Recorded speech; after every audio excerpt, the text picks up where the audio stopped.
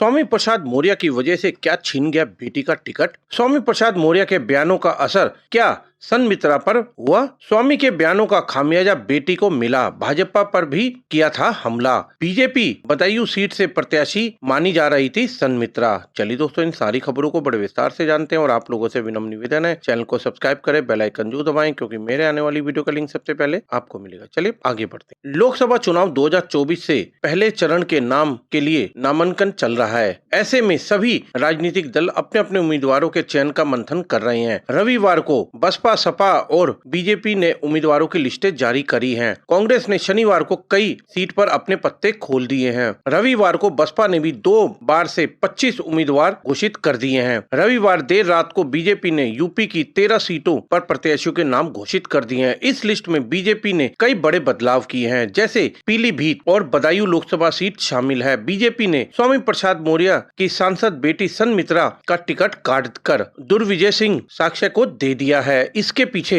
स्वामी प्रसाद मौर्य के विवादित बयानों को माना जा रहा है। दरअसल बीते काफी समय से स्वामी प्रसाद मौर्य लगातार विवादित बयान जारी कर रहे थे। स्वामी प्रसाद मौर्य ने दीपावली के मौके पर माता पार्वती को लेकर भी बयान दिया था। इसके साथ ही स्वामी प्रसाद मौर्य समय समय पर हिंदू देवी देवताओं और केदारनाथ, बद्रीनाथ को लेकर भी बयानबाजी करते रहे हैं, जिसको लेकर हिंदू संगठनों ने नाराजगी भी जताई थी। इसके साथ ही बीजेपी ने भी स्वामी प्रसाद मौर्य पर जमकर हमला बोला। स्वामी प्रसाद मौर्य के बयानों के चलते उन्होंने और उनके खिलाफ केस भी दर्ज करा चुके हैं। अब स्वामी के बयानों का खामियाजा उनकी बेटी सन्मित्रा को भुगतना पड़ा है। जानकारोों की माने तो जब से स्वामी प्रसाद मौर्य ने हिंदू देवी देवताओं को लेकर विवादित बयान देने शुरू करे हैं, तब से ही उनकी बेटी सन्मित्रा के टिकट पर तलवार लटक गई थी। लंबे समय से कयास लगाए जा रहे थे कि बीजेपी बदायूं सीट से प्रत्याशी बदल सकती है। इसी क्रम में स्वामी को बीजेपी ने जो लिस्ट जारी की है, उसमें से सन्मित्रा का नाम हटा दिया गया है और बीजेपी ने स्वामी प्रसाद मौर्य की बेटी सन्मित्रा की जगह दुर्विजय सिंह साक्ष्य को उम्मीदवार घोषित कर दिया है। हाल ही में बीजेपी सन्मित्रा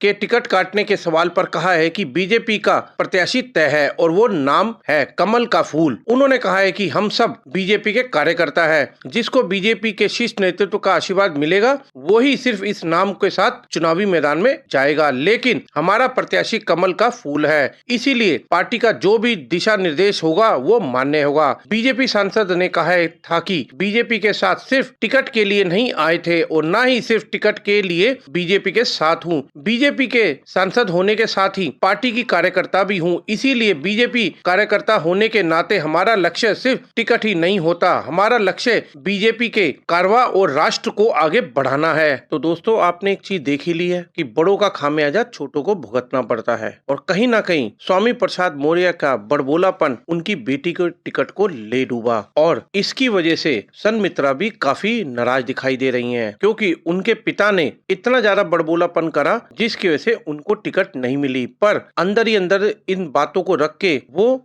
मीडिया के सामने ऐसी बातें नहीं बोल सकती, क्योंकि इसमें बीजेपी की गलती नहीं है, गलती उनके पिता की है, जो उन्होंने हिंदू देवी देवताओं के लिए एक अपशब्द बोले।